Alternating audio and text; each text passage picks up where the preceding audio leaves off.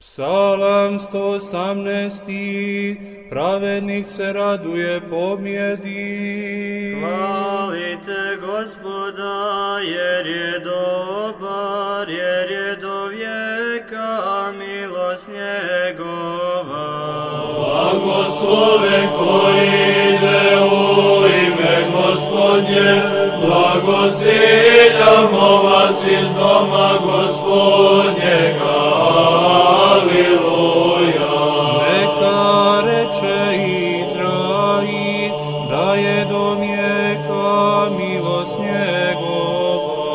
Blagosloven koji ide u ime Gospodnje, blagosiljamo vas iz doma Gospodnjega. Aliluja.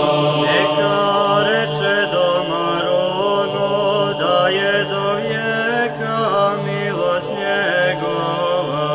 Blagosloven koji ide u ime Gospodnje, blagosiljamo vas iz doma Gospodnjega.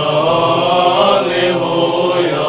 Neka reku svi koji se boje Gospoda, da je do vijeka milost njegova.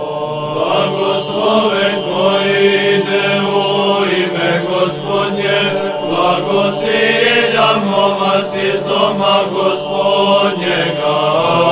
Aliluja. Iz tjeskobe povika ka Gospodu i usliši me, izvede me na prostrano mjesto Gospod. Blagosloven koji ide u ime Gospodnje, blagosiljamo vas iz doma Gospodnjega. Aliluja. Gospod je sa mnom, ne bojim se, šta će mi učiniti čovjek. Blagosloven koji ide u ime Gospodnje, blagosiljamo vas iz doma Gospodnjega. Aliluja.